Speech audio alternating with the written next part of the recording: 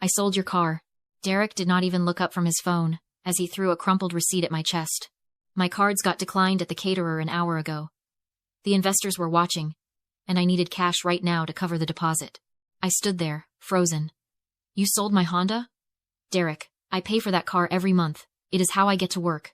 He finally looked at me, his eyes cold. It is titled in my name, remember? Your credit was trash, so I did you a favor.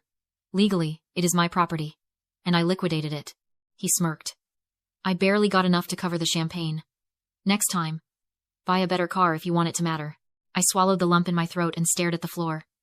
I looked at him, then at his wife Camille, who was giggling on the sofa. This was not a family. It was a dictatorship. And it was about to fall. It was 2 a.m. Los Angeles was baking under a historic heat wave, the kind that keeps the sidewalks radiating heat well past midnight. But inside the penthouse, the air conditioning was blasting at Arctic levels. I woke up to the sound of my bedroom door banging open against the wall. Derek stood in the doorway. He held a large black garbage bag in one hand. He tossed it onto the floor at the foot of my bed. It landed with a heavy, plastic thud. Get up, he said. His voice was not loud, but it was edged with a manic irritation that I knew well. Camille needs this room. She is doing a closet reveal for her live stream tomorrow. And your junk is ruining the aesthetic. I sat up, blinking against the harsh hallway light. Derek. It is 2 a.m. I do not care what time it is. You are cluttering up my house. He kicked the bag toward me. I packed for you. Consider it a courtesy. Now get out. I looked at the bag. He bad not packed. He had shoveled the top layer of my life into a hefty sack like it was yard waste. Where am I supposed to go? I asked, my voice flat. You sold my car. He laughed. A short, sharp sound. Go live in the warehouse. It is empty. At least there you will be with your own kind. Trash. He turned and walked away, leaving the door wide open. I sat there for exactly 10 seconds. A younger version of me would have cried. She would have run after him, begging him to be reasonable, promising to hide my things better, apologizing for existing. But that version of me had evaporated the moment he pawned my keys for champagne. I stood up. I put on my jeans and my boots. I picked up the garbage bag. It was light. Apparently, my value in this house weighed less than 20 pounds. I walked past the master bedroom. I could hear Camille inside, complaining about the lighting for her video. I walked past the kitchen, where my car money had been turned into empty bottles. I walked out the front door, and let it click shut behind me. The elevator ride down took forever. When the doors opened to the street, the heat hit me like a physical blow. The air smelled of exhaust and distant wildfire smoke. I hoisted the bag over my shoulder and started walking toward the night bus terminal. It was a 3-mile hike through Santa Monica, past closed boutiques and homeless encampments. With every step, the rhythm of my boots on the pavement beat a new pattern into my brain. I stopped thinking like a sister. I stopped thinking like a victim. I shifted gears into the only mode that had ever kept me safe. Logistics. I began to run a mental audit. Current status. Displaced. Transport. Public transit only. Cash reserves. Minimal. Liability. A toxic partnership that just violated every term of the agreement. In my line of work, when a partner breaches a contract this severely, you do not file a complaint with customer service. You do not ask for a refund. You secure your remaining assets, you cut your losses, and you prepare for a hostile takeover. Derek thought he had thrown me away. He did not realize he had just released me from the only thing holding me back. The bus dropped me off 3 blocks from the industrial district. The pavement was cracked and uneven, radiating heat through the soles of my boots. Even at 3 a.m, the air here tasted like diesel and dust. I stood in front of the warehouse. It was not a building. It was a rotting brick tooth in a mouthful of concrete. The windows were barred, and the for sale sign Derek had put up months ago was peeling off the gate, bleached white by the sun. I unlocked the padlock with the spare key I kept on my ring, the only key I had left. The heavy rolling door groaned as I shoved it up, the sound echoing like a scream in the empty street. Inside, the heat was suffocating. It was hotter than outside, the air thick and stagnant, smelling of old cardboard and neglect. I used my phone flashlight to sweep the room. Piles of actual garbage, broken pallets, and industrial debris littered the floor. I cleared a space in the corner, kicking aside a rusted paint can, and sat down on my trash bag. For the first time in 10 years, I stopped moving. And in the stillness, the math finally caught up to me. I sat there in the dark and replayed the last decade. My name is Andrea. I am 29. And for my entire adult life, I have been the silent partner in a business called Derek's Ego. It started small. When our parents died, Derek took the lead. He was the man. The visionary. The CEO of nothing. He told me I was too young. Too fragile to handle the estate. He said, "I will take the burden. Andrea, you just focus on school." So the deeds went in his name. The accounts went in his name. But the bills came to me. I remembered the winter the heater broke in the penthouse. Derek was in Aspen networking. He called me. Frantic. "We need to fix this, Andrea. It is our home." I paid the $3,000 for the repair. I remembered when the property taxes on this very warehouse were delinquent.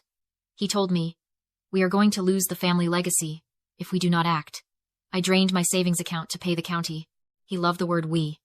We are building an empire. We are in this together. We need to tighten our belts. But tonight, sitting on the dirty concrete, I realized the translation. In a toxic family, we is the most dangerous word in the dictionary. It is a linguistic trap. When there was a debt, it was ours. When there was profit, it was his. When there was work to be done, it was a family obligation. But when it came to ownership, authority, or credit, the we evaporated instantly. He sold my car because he truly believed he had the right. He did not see it as stealing from his sister. He saw it as liquidating an asset that belonged to the corporation of Derek. I was just an employee who had gotten too comfortable thinking she had rights. He kept me poor so I would stay dependent. He kept my credit score low so I could not buy my own place. He engineered my desperation so that living in a warehouse would feel like a mercy, rather than a punishment. I looked around the dark, sweltering space. He called this place a burden. He called it a rot that was dragging down his portfolio. But as I stretched out on the hard floor, using my bag of clothes as a pillow, a strange thought occurred to me. He never came here. Derek was terrified of dirt. He was terrified of manual labor. He treated this place like a radioactive zone, only useful on a balance sheet. He bade not set foot inside these walls in 5 years, which meant he did not know what was in the corners. He did not know what was behind the drywall. He thought he had exiled me to a prison. He did not realize he had just given me sole custody of the only thing he had not ruined yet. 7 days later, the temperature hit 104 degrees. The warehouse was an oven. The air inside shimmered with dust and stagnation. I was sitting on a crate, auditing my remaining cash reserves, when the side door banged open. Derek stormed in. He was wearing a linen suit that probably cost more than my entire education, but right now, it was stained with sweat. He looked out of place, like a peacock in a landfill. He did not say hello. He threw a red envelope at my chest. It hit me and fluttered to the concrete floor. "Pay it," he snapped. I picked it up. Final disconnection notice. Los Angeles Department of Water and Power. The amount due was staggering. $4,000. "You have been squatting here for a week," he said, wiping his forehead with a silk handkerchief. "And you have not even transferred the utilities? I got a call from the collection agency today. Fix it, Andrea. I am not paying to keep the lights on in a dump. I haven't used any power, Derek. I am charging my phone with a solar bank. I haven't even turned on a light bulb. I do not care what you are doing. The bill is in the estate's name. That means it is my problem. Transfer it to your name today, or I will have the meter ripped out." He turned on his heel and marched out, desperate to get back to his air-conditioned car. I stood there holding the envelope. My thumb brushed over the usage graph printed on the back. I stopped. I work in logistics. My job isn't just moving boxes. It is analyzing data. I look for inefficiencies. I look for leaks. And when I looked at that graph, my brain instantly flagged an anomaly. The usage line wasn't jagged. In a normal building, power consumption fluctuates. It peaks during the day, drops at night. It spikes when machines turn on. But this line was flat. It was a straight, horizontal line across the entire month. High consumption. Constant draw. 24 hours a day. 7 days a week. That is not lights. That is not a forgotten refrigerator. That is life support. I looked around the empty, silent warehouse. There were no machines running. No humming vents. Just silence and heat. But the meter does not lie. Somewhere in this building, something was eating electricity like a starving animal. I walked to the breaker box on the far wall. It was an old industrial panel, covered in grime. I opened it. Most of the switches were taped off, labeled defunct. But one breaker, labeled Zone 4, was hot to the touch. I followed the conduit. It ran up the wall, across the ceiling trusses, and disappeared behind a stack of rotting plywood sheets leaning against the back corner of the warehouse. I walked over to the plywood. I pulled the first sheet away. It crashed to the floor, kicking up a cloud of dust. Behind it was not brick. It was drywall. Newer drywall. Someone had built a partition, a false wall to shorten the room. I grabbed a crowbar from my tool bag. I jammed it into the seam and pulled. The drywall crumbled. A blast of cold air hit my face. It was freezing. Sterile, conditioned air. And with it came a sound. A low, steady hum that had been muffled by the insulation. I smashed a hole big enough to step through. I wasn't looking at a storage closet. I was looking at a climate-controlled vault. The space was pitch black, illuminated only by the blinking green LEDs of massive industrial dehumidifiers lining the walls.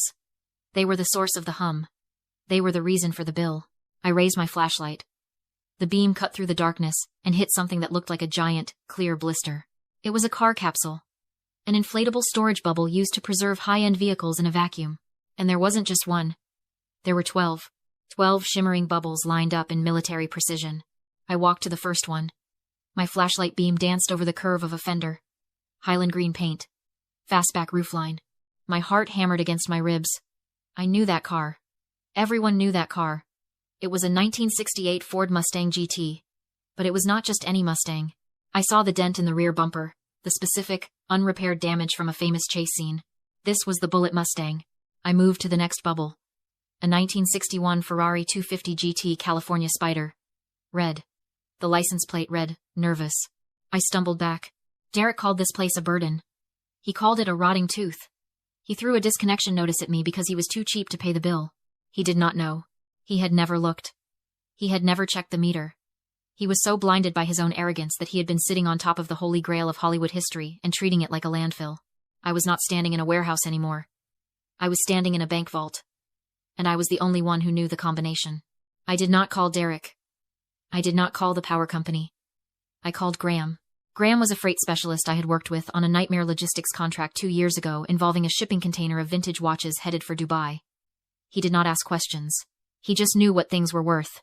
He pulled up to the warehouse 40 minutes later in a nondescript sedan. He looked at the peeling paint, the barred windows, and the general decay of the industrial district with a skeptical frown.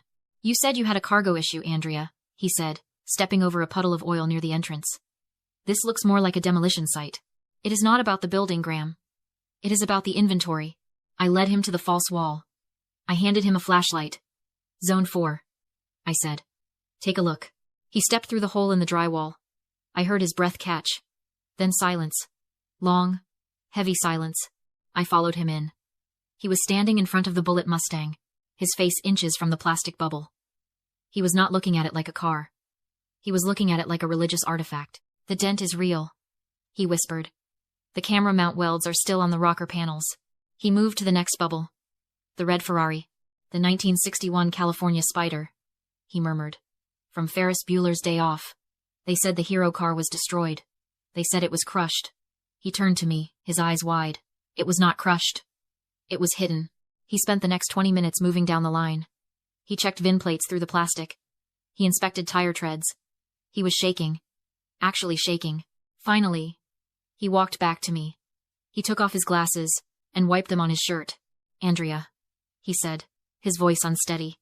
"Do you have any idea what you are standing on?" "I have a guess. I need a number." "Conservative? If you liquidated quickly to a private buyer?" $12 million. My stomach dropped. $12 million. "If we took it to auction?" Graham continued, his voice rising. "If we marketed the Lost Cinema Fleet story? $15 million. Easy. Maybe 20. $15 million. Derek was selling the land for $500,000 to pay off a $200,000 debt. He was throwing away $15 million because he was too lazy to look behind a sheet of plywood. Graham realized the owner thought the vault held hazardous waste. That was the mistake. I played along. The owner, Derek, wanted the warehouse emptied to avoid a $50,000 penalty. I told him I could handle the trash, but only if he signed a document transferring all contents to me for legal protection. Panicked and arrogant, he signed without reading. By morning, the cars were gone. At closing, Derek sold the land for $500,000 and mocked me for hauling junk. I showed him the email from Sotheby's. The Mustang and Ferrari were insured for $15 million. He had signed them over. His lawyer confirmed the contract was binding. Derek had legally defined the contents as waste. He lost everything: money, marriage,